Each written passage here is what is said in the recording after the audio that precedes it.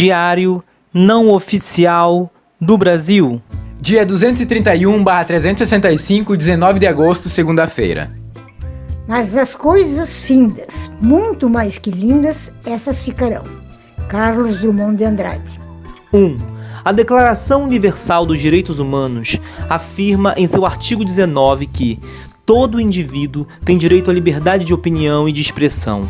Esse direito inclui a liberdade de, sem interferência, ter opiniões e de procurar, receber e transmitir informações e ideias por quaisquer meios, independentemente de fronteiras. Assembleia Geral das Nações Unidas, 1948, artigo 19. 2. A Convenção Americana de Direitos Humanos, conhecida como Pacto de San José da Costa Rica, declara que toda pessoa tem o direito à liberdade de pensamento e de expressão. Esse direito inclui a liberdade de procurar, receber e difundir informações e ideias de qualquer natureza, sem considerações de fronteiras, verbalmente ou por escrito, ou em forma impressa ou artística, ou por qualquer meio de sua escolha. Organização dos Estados Americanos, 1969, artigo 13. 3. Os dois pontos acima são para lembrar que a liberdade de expressão, além de direito fundamental, foi conquistada através das lutas de diversos povos. Também, os longos e complexos códigos jurídicos são duras conquistas que os cônjuges, parças e associados acham que pode destruir com algumas palavrinhas no Twitter. 4. Um artigo no jornal GGN do colunista Álvaro Miranda nos lembra que o sistema judiciário tem sido objeto da filosofia política desde Aristóteles, o que nos faz pensar que o processo civilizatório necessita das reflexões da filosofia e da ciência política para existir. 5. Avesso a qualquer forma de pensamento crítico, os ocupantes do Planalto fazem esforços para destruir as possibilidades de análise por parte da população do que hoje ocorre no país. Para tanto, ataca com virulência as ciências humanas, em particular a sociologia e a filosofia. O obscurantismo, como princípio, pretende impedir a ação da população. Na longa história da humanidade, sempre existiram aqueles que entendem que os territórios estão ali para que eles se locupletem. 6. Esses tempos tenebrosos de pós-verdades e violência não são novidades na história, e o grande papel dos historiadores é exatamente fazer a revisão das narrativas dos que se acham donos da história, tentar restabelecer a verdade dos fatos. Os historiadores estão aí para que ninguém consiga fraudar permanentemente a memória de um povo. Hoje, esse diário é dedicado a todas e todos aqueles que têm como ofício investigar e interpretar criticamente os acontecimentos, buscando resgatar a memória da humanidade, ampliar a compreensão da condição humana. Hoje é dia da historiadora e do historiador com H maiúsculo. Dia 230/365, 18 de agosto, domingo. 1 dos bolsofilhos, O que se imagina príncipe regente, compartilhou uma lista do COAF com movimentações suspeitas de integrantes da Assembleia Legislativa do Rio de Janeiro, que inclui o próprio irmão. O que é isso? por que e principalmente como ele tem acesso a essa informação. Será que existe uma guerra de facções na família? Queiroz irá aparecer? O depósito da primeira-dama será explicado? Adélio dará uma entrevista coletiva? Enfim, delírios de domingo. 2. A grande operação dos cônjuges e parças incluía a Receita Federal. Nenhuma legalidade sobreviverá à operação que cada vez se assemelha mais a uma milícia judiciária. Parece que não havia limites para a invasão ilegal promovida pelo Partido da Lava Jato para satisfazer interesses dos seus integrantes. Dados sigilosos da Receita eram acessados sem nenhum respaldo legal, afirma o jornal A Tarde de Salvador. De acordo com as mensagens trocadas pelos parças, um amigo da Receita Federal valia mais do que a Constituição e o Código Penal. E como parece que o crime tem suas recompensas, o parça que vazava as informações assumiu a presidência do COAF com indicação do ex-juiz. 3. Em um trecho da reportagem, o jornal A Tarde informa que em uma investigação em agosto de 2015, o procurador Robson Pozobon teria pensado em obter dados da Receita Federal nos seguintes termos, conforme mensagem encaminhada ao procurador Deltan Dallagnol. Quero pedir, via Leonel, para não dar muito na cara, tipo pescador de pesca e pague risos. E assim afundamos mais um pouquinho na compreensão do golpe de 2016, com a revelação do papel de cada ator na construção desse projeto fascista que se instalou no país. 4. O jornal Folha de São Paulo fala em colapso de investimentos. O péssimo desempenho dos gastos com construção civil, máquinas e inovação é um dos piores da história. O desempenho da construção civil seria o pior deste setor em 70 anos. 5. O jornal GGN chama a atenção para que a desregulação proposta pelo Bolso Governo abre espaço para o crime organizado. Na liberação da posse de armas, há interferência na indicação de delegados da Polícia Federal no Rio de Janeiro e de auditores fiscais na alfândega do Porto de Itaguaí, também no Rio de Janeiro. A região de Itaguaí é fortemente dominada por milícias e, segundo a imprensa, há suspeitas de que o porto serviria para a entrada de armas e saídas de drogas. Lembra ainda que estamos na rota da máfia do lixo, que promove o descarte em países com política ambiental frágil, do lixo tóxico, cujo tratamento fica muito caro para os países de origem. Em Santa Catarina já foi interceptada uma carga desse tipo vinda para ser descartada por aqui. Segundo o jornal, o ministro do Meio Ambiente atuaria como lobista dessa máfia. 6. E assim caminha a ampliação, Um deslize ali, um crimezinho a colar, um cheque para a primeira-dama. um Queiroz que desaparece. A extrema-direita segue abrindo amplos espaços em todas as áreas para o domínio da violência e a instalação das associações e organizações criminosas até o controle se consolidar. A elite trombadinha aplaude. Dia 229/365, 17 de agosto, sábado. 1. Como era de se esperar, com o Supremo contudo, a investigação sobre a atuação do Conde no caso dos hackers foi arquivada. O pedido de arquivamento da Procuradoria-Geral da República, Aquela acusada de barraco pelo procurador PowerPoint. alega insuficiência de provas. 2. A acusação era de que o Conde havia usado dados obtidos de uma investigação sigilosa para benefício próprio e até mesmo sugerir a destruição de provas. O que fornece indícios de ingerência do ex-juiz nas investigações da Polícia Federal. A conduta suspeita do ministro ao telefonar para diversas autoridades, informá-las de que tinham sido alvos de interceptações ilegais e sinalizar que o material obtido seria destruído foi amplamente divulgada pela imprensa e confirmada por pelo menos uma autoridade, o presidente do Superior Tribunal de Justiça. Aparentemente, tudo isso é normal na Terra plana. 3. A alegação favorável ao ministro é a ausência da tal da prova. A palavra do presidente do STJ, transcrita pelo jornal Folha de São Paulo, não serve. Paciência. A prova é um elemento misterioso que parece só ser questionado quando se quer liberar algum confrade e se admite estar completamente ausente em processos de outros grupos. Especialmente dos que não comungam da mesma ideologia. O síndico, por exemplo, acusa os médicos cubanos de guerrilheiros e de quebrarem a Argentina. Talvez tenham atuado no gabinete de Macri, obrigando-o ao neoliberalismo histérico. Grita pela imprensa impunemente. Ninguém se preocupa com a tal da prova. Não é o caso. 4. Como parte do projeto de destruição do país, o síndico disfuncional ataca o cinema nacional, porque cultura e identidade não são importantes para quem se propõe à subserviência. Dando vazão à sua homofobia criminosa, censura filmes que tratem de temáticas LGBTQI e sexualidade. Afinal, a indústria nacional do cinema estava em franca expansão, e isso não é conveniente. É perigoso permitir que nos reconheçamos. Deve deixar a indústria do cinema americano indignada. E para justificar a destruição de mais esse setor, da cultura e da economia, nada como o ódio. O coro da elite trombadinha delira. Afinal, não vão ao cinema, a não ser para assistir aos blockbusters norte-americanos em sala VIP abastecidas de pipoca. Com azeite de oliva. Mas o milho é transgênico e com bastante agrotóxico. 5. O ex-capitão afirma Enquanto implementa o regime de trabalho escravo para o resto do país. que as Forças Armadas vão trabalhar apenas meio turno, porque faltam recursos para alimentação.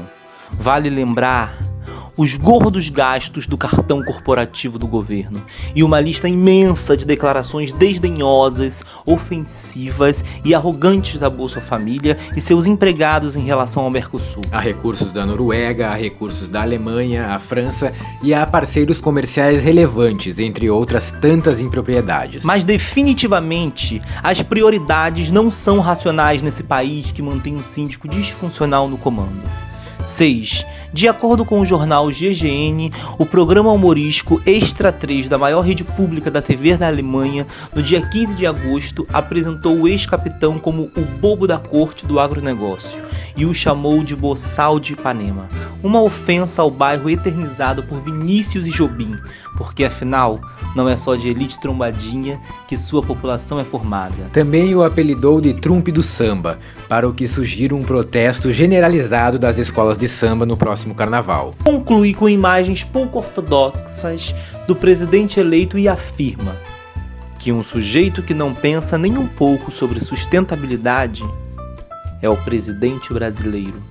Dia 228/365, 16 de agosto, sexta-feira. 1. O síndico disfuncional joga fora os fundos de preservação da Amazônia. Ora, preservar não é importante se a ideia é lotear a floresta para as mineradoras, destruindo as populações nativas.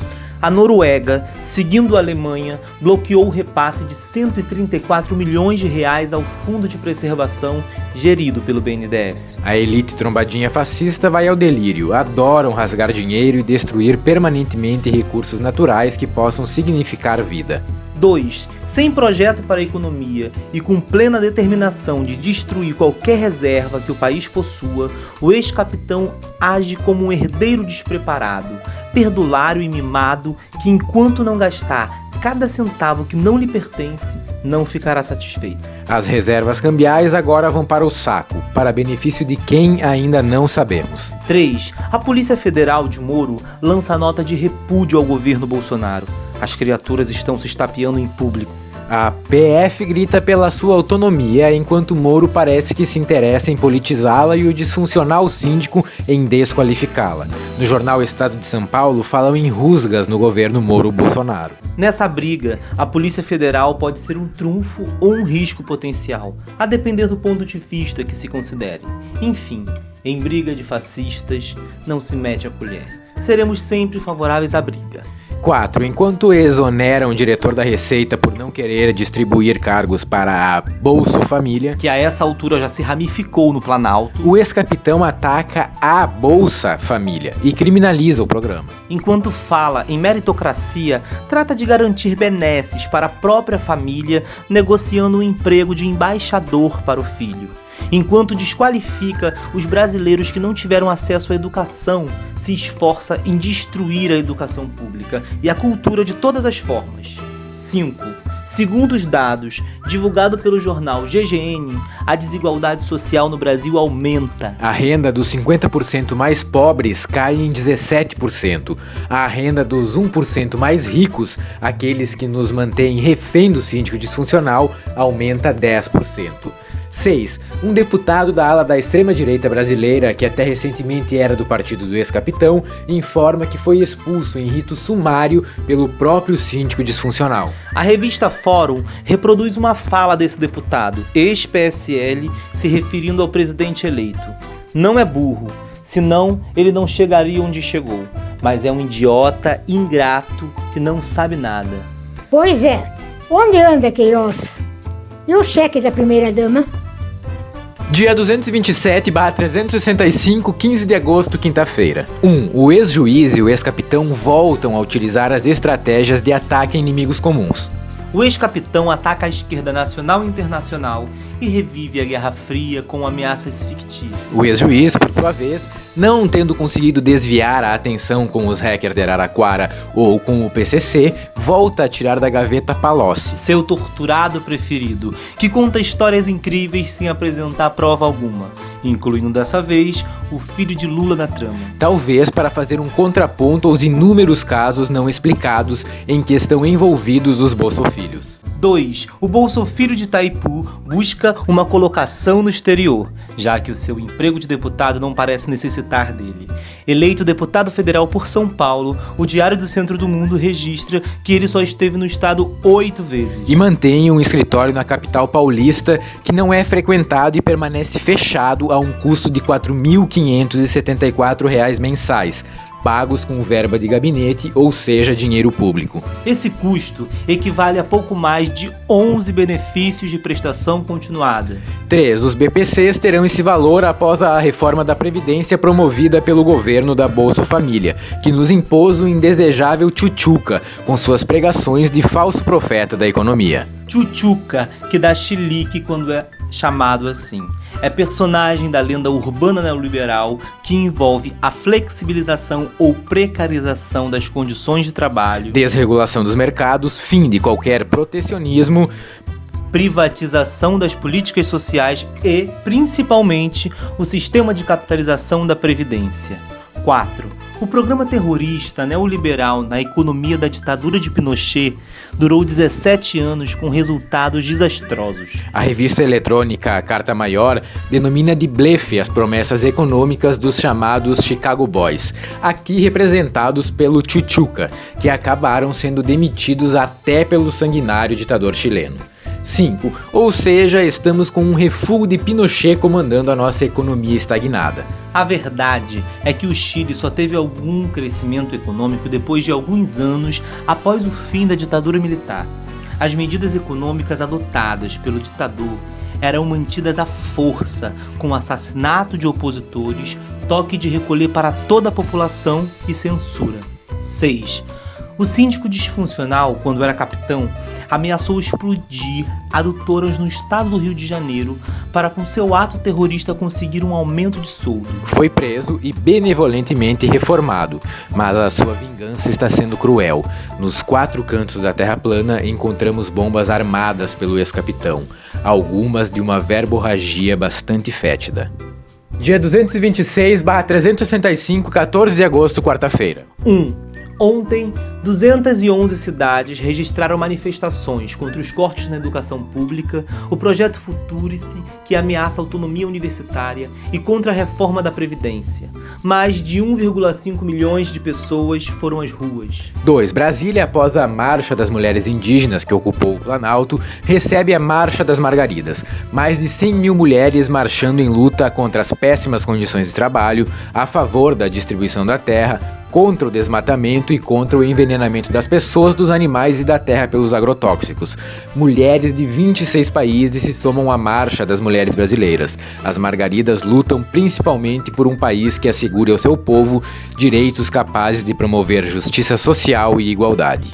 3. A marcha se denomina Marcha das Margaridas, em homenagem a Margarida Maria Alves, uma trabalhadora nordestina que ocupou por 12 anos a presidência do Sindicato dos Trabalhadores Rurais de Alagoa Grande, na Paraíba, rompendo com os padrões de gênero. A sua trajetória de luta pelo direito à terra, pela reforma agrária, por melhores condições de trabalho e contra as injustiças sociais e o analfabetismo lhe custou a vida. 4. Foi assassinada em 12 de agosto de 1983 na porta de sua casa. De acordo com o sítio de notícias do Cafezinho, Margarida se tornou um símbolo nacional de força e coragem, cultivado pelas mulheres e homens do campo, da floresta e das águas. É em nome dessa luta que a cada 4 anos, no mês de agosto, milhares de Margaridas de todos os cantos do país marcham em Brasília, num clamor por justiça, igualdade e paz no campo e na cidade. 5. A marcha é coordenada pela Confederação Nacional dos Trabalhadores Rurais, Agricultores e Agricultoras Familiares, CONTAG, e se constrói em parceria com 16 movimentos feministas de mulheres trabalhadoras, centrais sindicais e organizações internacionais. 6. Os poderes legislativo e executivo montam um grande show para a reforma da Previdência dos militares.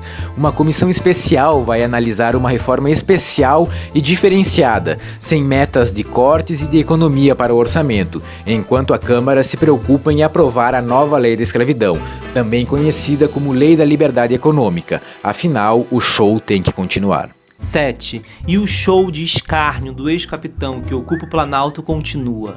Após diversos atos na tentativa de destruição da educação pública, ele vai inaugurar uma escola pública com seu nome. Além do absurdo que é vincular o nome desse cidadão a uma escola, o ato viola o artigo 1º da Lei 6.454, de 24/10/1977, reescrita em 2013, que proíbe atribuir nome de pessoa viva ou que tenha se notabilizado pela defesa ou exploração de mão de obra escrava em qualquer modalidade a bem público de qualquer natureza. O síndico disfuncional se autodeclara zumbi. 8. E ainda no Planalto Central, um procurador é punido, afastado por 30 dias sem receber salário. Não se trata do procurador que protagoniza os escândalos e ilegalidades em manipulações com objetivos políticos e de ganho pessoal denunciados pela imprensa nos últimos 2 meses. 9. O procurador punido é outro. Foi punido por haver manifestado sua discordância pessoal com o resultado das eleições de 2018 e qualificado em um blog na internet o presidente eleito como bunda suja fascista, preconceituoso, desqualificado, homofóbico, racista, misógino, retrógrado, arauto da tortura, adorador de torturadores, amante das ditaduras, subserviente aos militares. Dia 225/365, 3 de agosto, terça-feira. 1. Hoje foi dia de manifestações em todo o Brasil. A luta contra os cortes no orçamento da educação pública, contra a reforma da Previdência e contra a devastação e humilhação que o projeto Moro Bolsonaro impõe ao país. 2. Só saberemos os números amanhã, mas as manifestações estavam marcadas para acontecer em todos os estados da federação. De acordo com o jornal Brasil de Fato, em Brasília, como esperado, o ato pela educação pública se somou à primeira marcha das mulheres indígenas. 3. Hoje o procurador PowerPoint começa a ser investigado. Não há como prever onde isso vai chegar. Pode ser que acabe em deixe isso pra lá, como o celular de Cunha, ou que ele se torne o novo homem invisível, como Queiroz, ou ainda que acabe sendo indicado como o novo procurador-geral da República, o que o deixaria refém e permitiria ao governo disfuncional total controle sobre os atos da procuradoria. No novíssimo mundo do troca-troca e do toma lá da cá do ex-capitão, tudo é possível. 4. Ainda de acordo com o Brasil de Fato, a investigação vai resultar de uma batalha de 2 meses de questionamento da conduta do procurador, revelada em vazamentos de diálogo entre ele, o ex-juiz Sérgio Moro e outros procuradores, publicados por diversos órgãos da imprensa nacional e internacional. Além dos conluios com o ministro da Justiça, o Conselho Nacional do Ministério Público deverá investigar a incrível operação do Laranjal de Palestras do procurador, o comando de ações de investigações ilegais contra integrantes do Supremo, articulações com movimentos sociais de direita para pressionar o Congresso Nacional e o Supremo, buscando influenciar e interferir no funcionamento desses órgãos. Além do comportamento explícito como partido político Lava Jato, capaz de fabricar ações contra possíveis adversários, inclusive contra eventuais candidatos indesejados à presidência da República. 5. O pedido de investigação da conduta do procurador responsável por chefiar a Operação Lava Jato está no Conselho Nacional do Ministério Público desde 10 de junho e foi arquivado em 27 de junho sob o pretexto de falta de autenticação das mensagens que denunciavam condutas inadequadas. A avalanche de mensagens, praticamente diárias, demonstrando a situação fraudulenta, acabou por dar substância a novos pedidos e a solicitação de reabertura do processo arquivado. E lá vai o Deltan Dallagnol virar réu. Talvez tenha direito a uma delação premiada. Vamos observar.